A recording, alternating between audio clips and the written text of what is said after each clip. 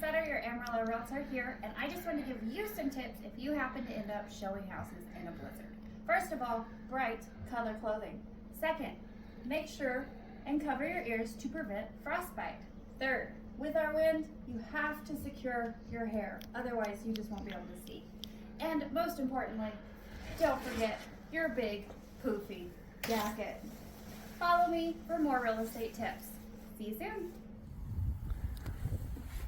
Let's do this.